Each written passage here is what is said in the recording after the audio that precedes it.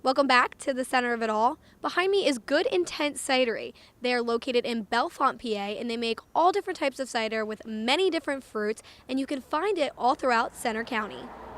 Getting its name from a road in Gettysburg, Good Intent Cider was started by Adam Redding and his wife. In 2010, Adam took a cider making class at Cornell and started making small batches of cider for his parents' friends. Over time, the business grew, and they opened up the Bellefonte location in 2014. Just went through the hoops of getting the licensing, putting the company together, and really never had a plan other than just take it slow and steady and see how it grows. One of the keys to making such a delicious cider is the location of where you get your fruit. Good Intent uses apples from Adams County, Penn State, and Biglerville, Pennsylvania.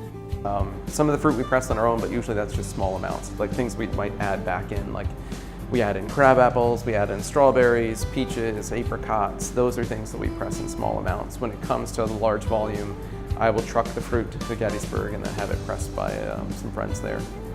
Making cider is similar to making a white wine. From start to finish, the process could take 2 to 3 months for a particular batch.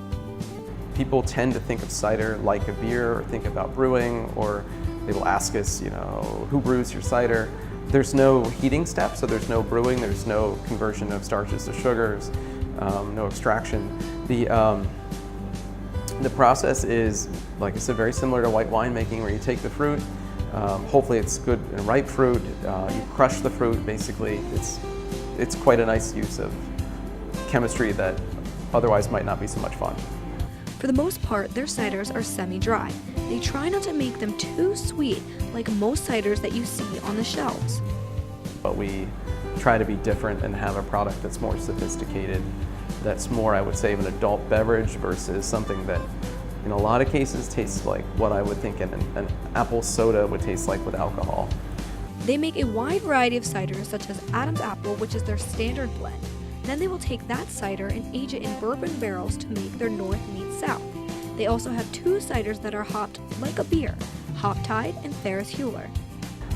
Those are, for a lot of people, a surprise because they tend to already have an opinion about hopped beers, and they're like, oh, I don't like hops. But hops in cider is a very different flavor, and if you use the flavoring hops, you get very fruity, very floral aromas, and it's a nice pairing. Adam's favorite cider is the Happy Valley Hodgepodge.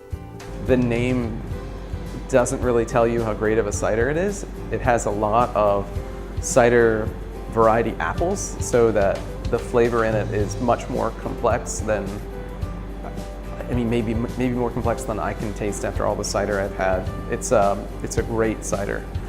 He never thought that a hobby he started at his parents' house would grow into such a popular business. The problem is that I never had a plan for how large it was going to get, and I let it do its own thing. And you really have to learn how to say no and to make it what you want it to be and not what other people expect it to be. Some people have suggested that he should start selling food at the cidery, but Adam thinks that would be too much. He loves hearing his customers' ideas, and one of his favorite parts is meeting all the different people from Center County. The entire slice of what I believe is the full population of the area. And it's fun because we have people with some really different backgrounds, really different. I'm sure their political affiliations are quite different. We ask people not to talk politics here, but the cool part about it is that no one's excluded. And I don't think anyone really feels excluded because cider it has yet to be defined, and I hope it stays that way. If you can't make it out to Bellefonte, you can also find their ciders in Lock Haven and Carlisle, PA. That's it for this week's episode of The Center of It All. I'm Brittany Weir. Thank you so much for joining me, and I'll see you next time.